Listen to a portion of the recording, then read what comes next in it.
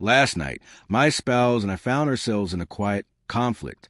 She was eager to attend a gathering her friends had been arranging for weeks. I, however, felt uneasy, though not out of need to control her choices. It was more of a gut feeling I couldn't shake. I voiced my concerns openly, but she brushed them aside, saying I was being too cautious. Soon after, she got dressed and left, leaving little room for further conversation. Alone in the living room, I sat watching the clock. Each passing second only heightened the weight of my unease. I wondered why this event felt so important to her, that she dismissed my worries so quickly. I resisted the urge to text or call, choosing instead to sit in silence, though disappointment pressed heavily against me. It was nearly 2 a.m. when she returned. She walked in with laughter still clinging to her, the faint aroma of alcohol and perfume trailing behind. I glanced at her, but kept my thoughts to myself. She noticed my quiet mood, yet chose to go to bed without addressing it. Sleep evaded me, my mind restless with questions and hurt. I felt pushed aside, unvalued, and unheard. If she could so easily disregard my feelings, what did that mean for our marriage?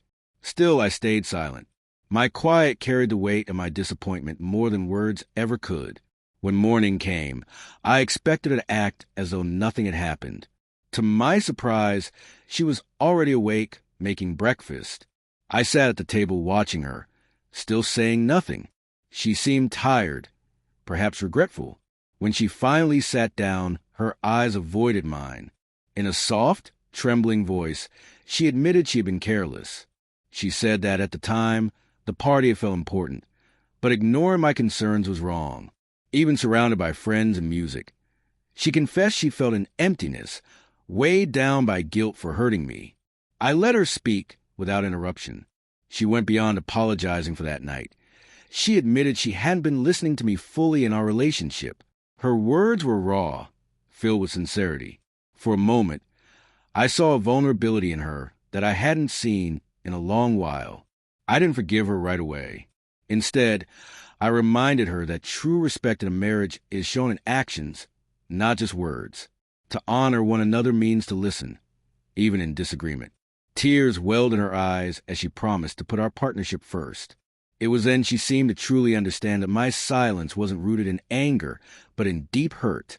As we ate breakfast, the tension began to soften.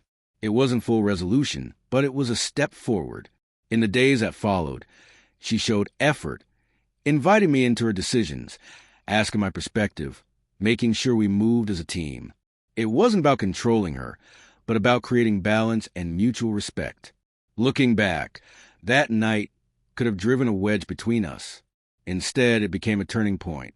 My quiet spoke more clearly than an argument could, and the next morning, she truly grasped what our marriage needed. Respect above all.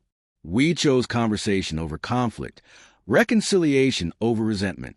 She admitted her mistake. I acknowledged her sincerity, and together we rebuilt trust. In that shared moment, silence gave way to understanding.